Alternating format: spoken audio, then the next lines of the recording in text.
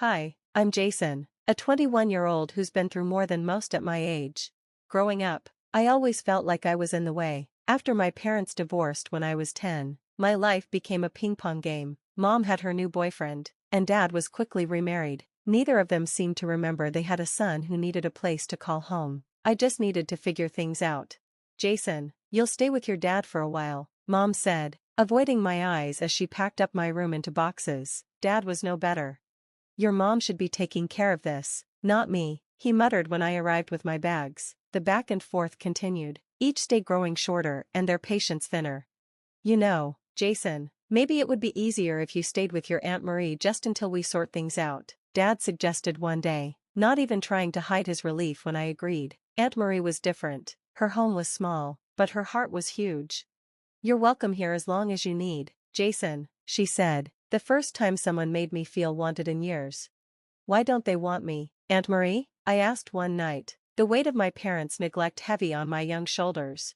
It's not about you, Jason, it's their loss, not yours, she replied, her words a balm to my aching heart. Living with Aunt Marie wasn't just about having a roof over my head, it was about building a life. Every school morning started with her famous pancakes and ended with her at the kitchen table, helping me with homework. She was more than a guardian, she was my biggest fan and toughest critic all rolled into one. You're smarter than you think, Jason, apply yourself, and you'll go far, she'd say, pushing me to dig deeper in my studies. Under her guidance, I started excelling in school. It wasn't just about making good grades, it was about proving to myself that I could be someone who wasn't defined by my parents' abandonment. Every A on a test, every successful project, wasn't just a win for me, it was a win for us. As I grew older, interactions with my parents became increasingly rare and emotionally distant. Phone calls on birthdays or a card during the holidays were the extent of their efforts, each one feeling more like an obligation they couldn't wait to fulfill.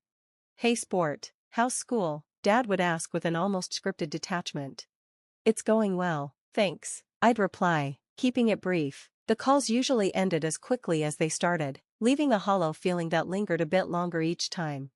But Aunt Marie's presence made up for it all. She was there for every important moment, my first soccer goal, my high school graduation, and every small victory in between. It's not where you come from, Jason, it's where you're going, remember that, she'd remind me whenever I felt the sting of parental neglect. By the time I was ready for college, I had grown into a strong, independent young man, largely due to her influence. Aunt Marie drove me to college orientations, helped me fill out applications, and celebrated with me when the acceptance letters came in. We did it, Aunt Marie, I told her the day I got my acceptance to State University, my first choice. We sure did, kiddo, she replied, her eyes misty with pride. Her unwavering support wasn't just about fulfilling a duty, it was about providing me with the foundation of love and encouragement every child deserves. As I moved into my college dorm, looking back at her waving from the car, I knew that no matter where life took me, the lessons she taught me and the love she gave would always be with me, guiding me forward.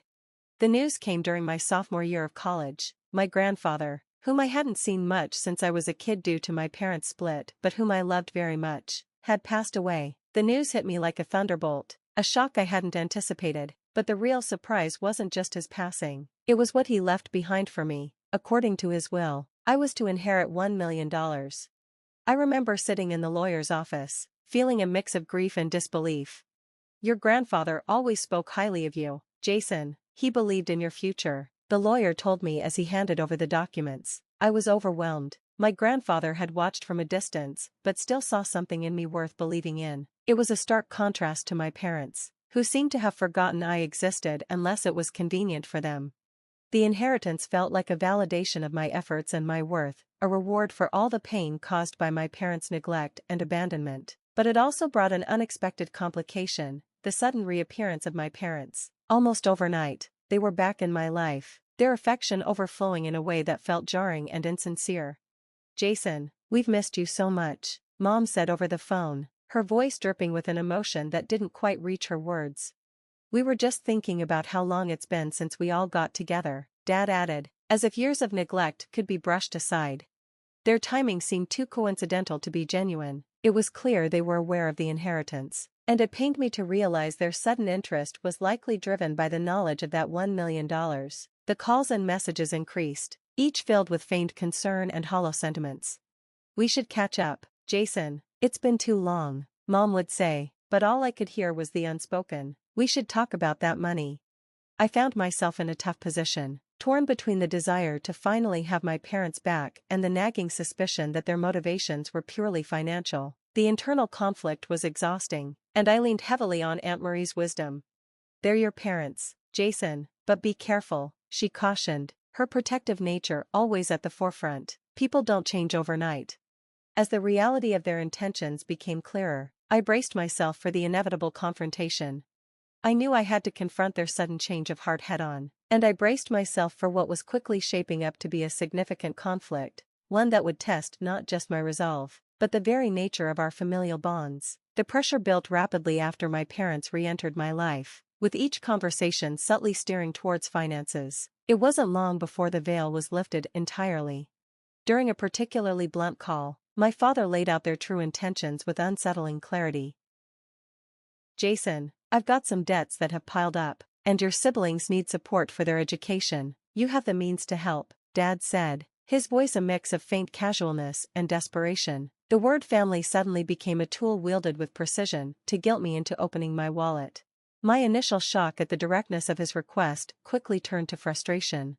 "We haven't really been a family for years, Dad. Why am I only hearing from you now, and only when you need something?" I countered, my voice firm despite the turmoil inside.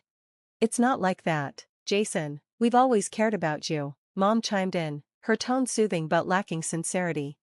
The conversation escalated into a confrontation as I challenged their sudden affection. "You can't just walk back into my life and expect me to solve your problems. Where were you when I needed you?" I demanded. "We made mistakes, Jason. We're trying to make things right," Dad replied, his voice strained, but their apologies felt empty and their reasons self-serving. The more we talked, the clearer their motives became, and my resolve only strengthened. I remembered all those years with Aunt Marie, the stability and love she provided without expecting anything in return. That was what family was supposed to be.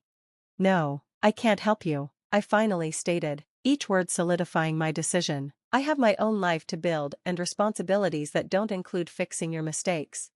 The silence that followed was telling. The disappointment was palpable.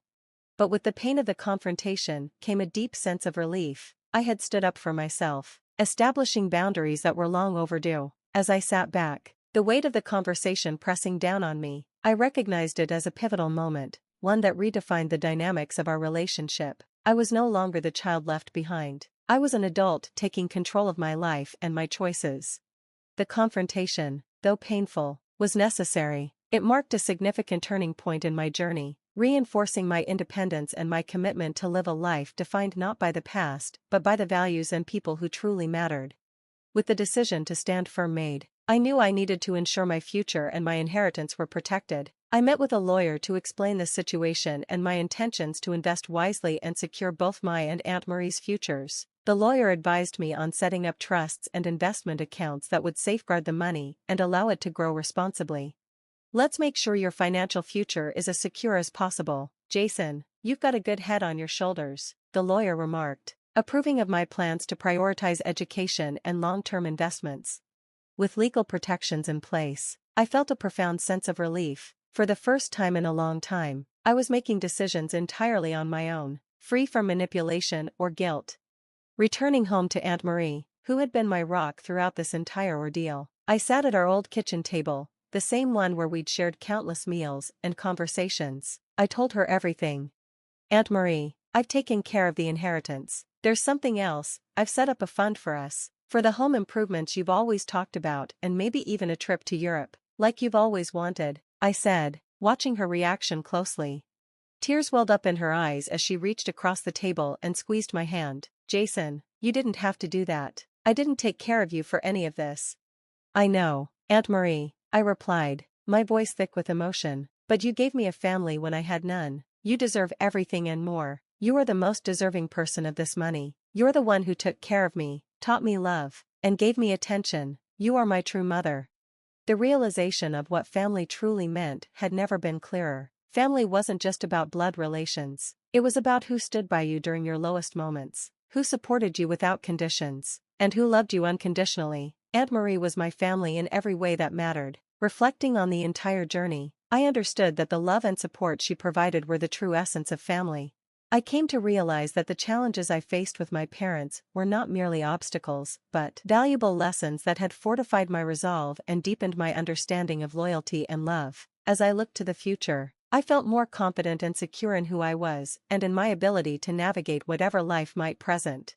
With Aunt Marie by my side and a clear path ahead, I was ready to embrace new possibilities. I understood that true wealth wasn't measured by my bank account but by the relationships that had endured and the resilience I had gained. The clarity about what truly matters and the strength to stand up for myself were the real inheritances from my grandfather and father. These lessons would guide me long after the money was spent, ensuring that I lived a life rich in love and integrity, a life that Aunt Marie and I would build together. That concludes our story. Now, here's a question for you. Is it ever justifiable to cut off family members financially if they only show interest when they want something? Share your thoughts and experiences in the comments below. If you found this story impactful, please hit the like button and subscribe to the channel for more thought-provoking content. Your support helps us bring these stories to light. Let's continue the conversation and explore these complex family dynamics together.